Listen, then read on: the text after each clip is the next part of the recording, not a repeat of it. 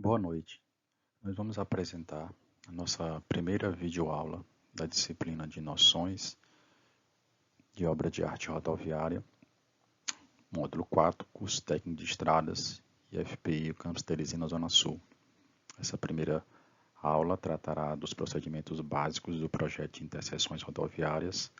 Em sua parte 1, apresentamos conceitos básicos.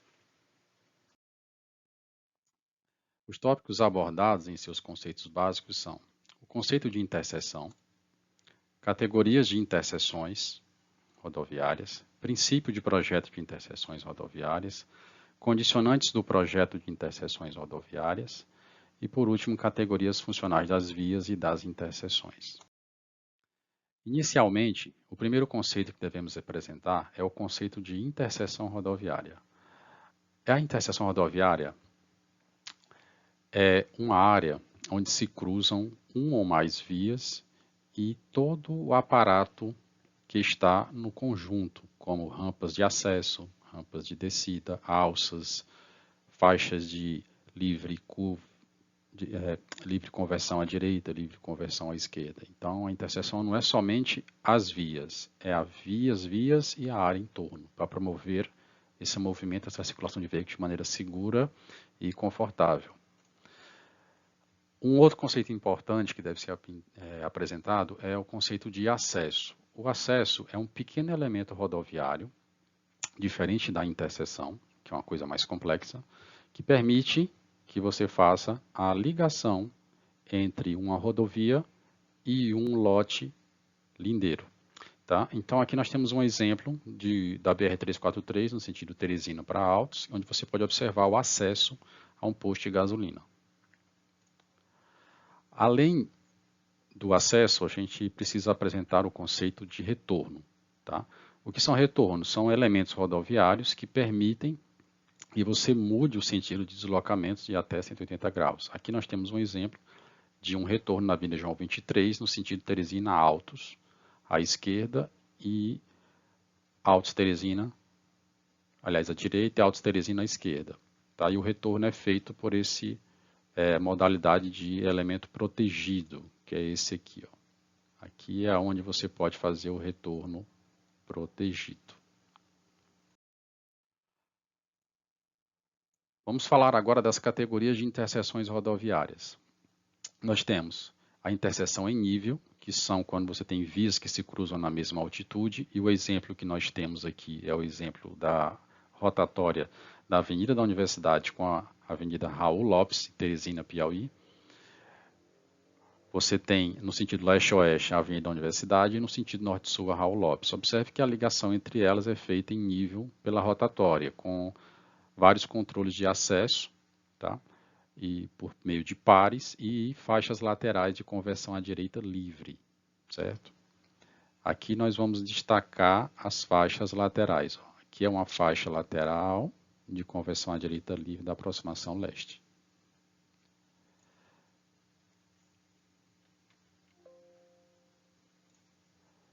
Aqui você pode ver uma vista dessa aproximação leste, desta interseção, onde você vislumbra o pare aqui embaixo.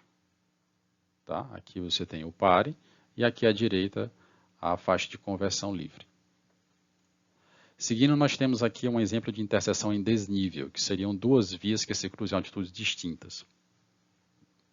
Essa interseção em desnível, exemplificada, é a interseção ou viaduto da Miguel Rosa com a BR-343 em Teresina. A Miguel Rosa se dá no sentido norte-sul, por meio deste elevado, tá? E a BR-343 passa por baixo e tem faixas à direita de conversão livre em todas as aproximações, certo? E as ligações em linha reta leste-oeste são feitas dentro da rotatória. E aqui nós temos um exemplo da aproximação leste, que é esta aqui, onde você pode ver a faixa à direita livre, que é essa. E aqui você tem a faixa que tenta ir direto, que precisa parar para poder negociar. E lá ao fundo o viaduto. Então esses são os dois exemplos de interseções em nível e desnível. Agora vamos falar dos princípios de projeto de interseções rodoviárias. O primeiro princípio a ser considerado é o da geometria adaptativa. Ou seja, as interseções, as normas de projeto permitem que se usem parâmetros técnicos mais desfavoráveis do que nas rodovias. Por exemplo, o raio mínimo das curvas de interseções pode ser menor do que o raio mínimo de curvas na rodovia. Resumindo, as curvas das rodovias podem ser mais abertas e as curvas das interseções podem ser mais fechadas. Temos agora outros dois princípios importantes. O primeiro dele é o equilíbrio das condicionantes do projeto. Então, o projeto da interseção tem que equilibrar muitos fatores que às vezes são contraditórios. Por exemplo, mobilidade e acessibilidade. Tá? Acessibilidade é a capacidade da interseção de dar acesso aos lotes laterais. E mobilidade é a capacidade da interseção de permitir o fluxo livre dos veículos. Então, são duas coisas que são contraditórias. Na medida que você tenta controlar o acesso, você reduz a velocidade. Na medida que você tenta aumentar a velocidade, você também vai reduzir o acesso. Outro fator importante a considerar é a capacidade, que essa está intimamente ligada com os custos. Tá? Quanto mais capacidade, mais faixas, mais largura de faixa, você vai ter então mais custos de execução. E um outro requisito bastante importante é a segurança. Né? Todos os outros condicionantes têm que se adestrar à segurança, ou seja, não pode construir uma interseção insegura. O terceiro elemento condicionante seria os projetos complementares. É importante considerar que esses projetos são fundamentais para reduzir os acidentes. Tá?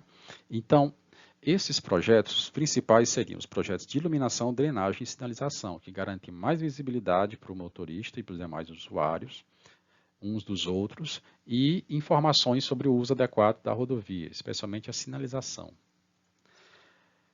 Agora, quais são os condicionantes olhando um foco sobre ele, do projeto de interseções rodoviárias? O que vai determinar o tipo e a escolha da interseção rodoviária de maneira preliminar?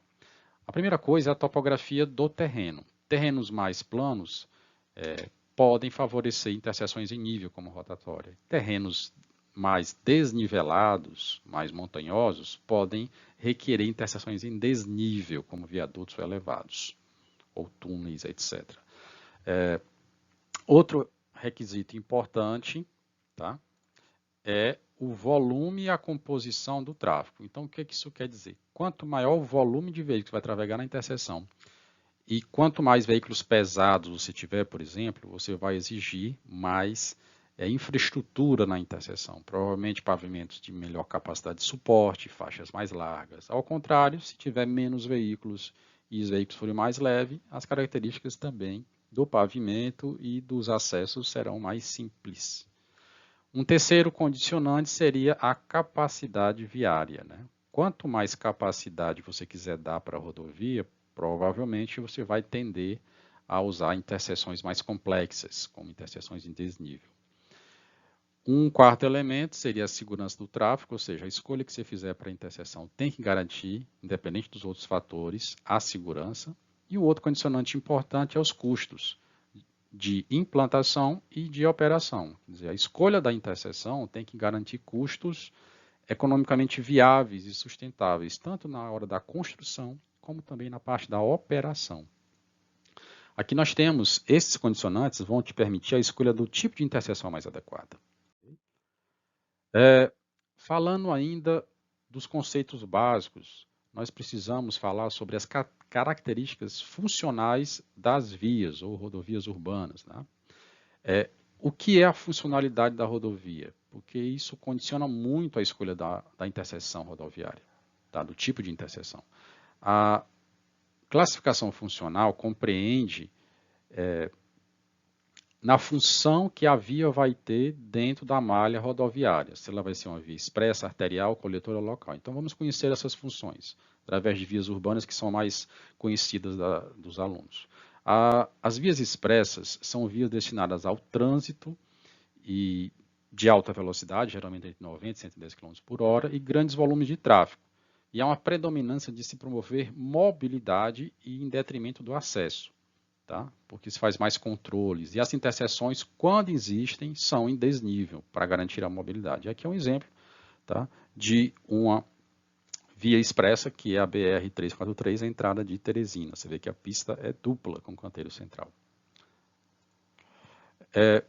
Um exemplo de via arterial seria uma via destinada ao trânsito de média velocidade, geralmente entre 60 e 90 km por hora, onde há menos controle físico de acesso e as interseções podem ser tanto em nível como em desnível. Aqui você tenta equilibrar acessibilidade e mobilidade. Aqui o exemplo é da Avenida Dom Severino, no bairro Jockey Club, em Teresina. Você vê que já tem um maior acesso aos lotes laterais do que nas vias expressas. Ainda falando das categorias funcionais, vamos falar das vias coletoras. As vias coletoras são vias destinadas a interligar as vias locais, que são as vias mais básicas, às vias arteriais que nós acabamos de discutir, tá? Onde a velocidade de tráfego gira entre em torno de 40 e 60 km por hora. O volume de tráfego é moderado e existe uma maior predominância da acessibilidade, certo? Então, por isso que as velocidades são mais baixas. Aqui é um exemplo de uma rua que faz a ligação com a Avenida Homero Castelo Branco, no bairro Jockey, e a rua chama-se Lemos Cunha, no bairro Horto. Aqui nós temos um exemplo de via local, tá?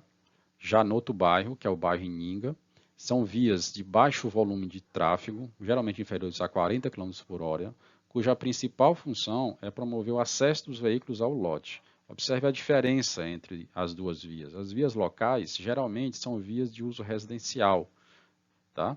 E pavimento de qualidade inferior. E as vias coletoras têm um pavimento de melhor qualidade, tá? E as arteriais de melhor qualidade, as expressas mais ainda. Aqui nós temos um exemplo que pode enquadrar todas as vias em suas classificações funcionais para ficar mais claro, tá? Aqui nós temos o Instituto, no centro da imagem, e ao lado nós temos uma via expressa, que é a Maranhão. Ao norte nós temos uma via arterial, que seria Joaquim Ribeiro. A leste nós temos uma via coletora, que é a Pedro Freitas.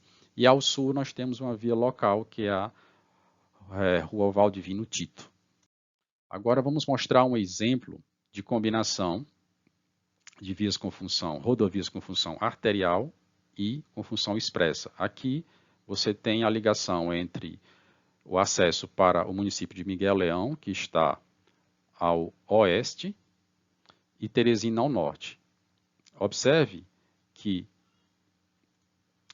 a PI 232 ela funciona como uma via arterial, ou seja, via de média velocidade de tráfego, médio volume de tráfego, que faz a ligação entre a BR e o município de Miguel Leão.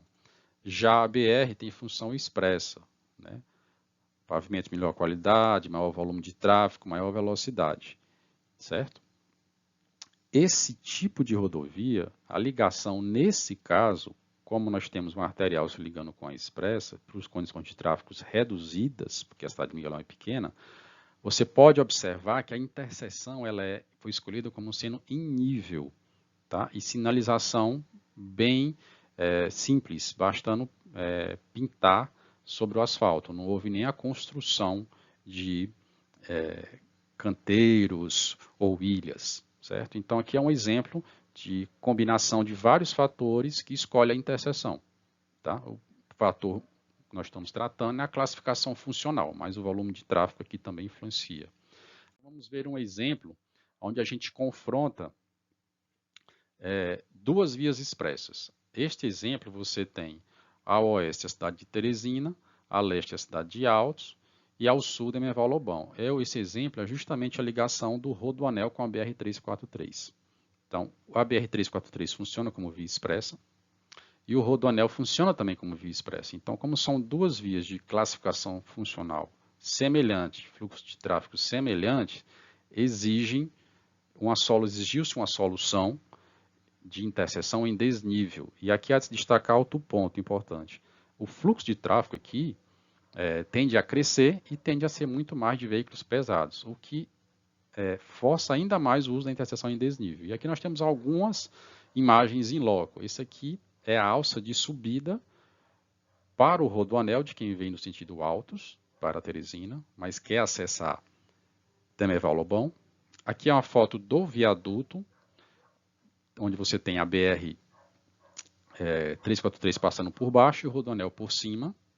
E aqui você tem uma foto da alça de descida de quem vem do Rodoanel, sentido Demerval Lobão para Alto.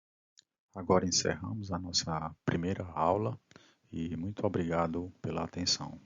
Sigam agora para fazer a leitura do material básico relativo ao capítulo 3 do manual do projeto de interseções rodoviárias que será disponibilizado. Boa noite.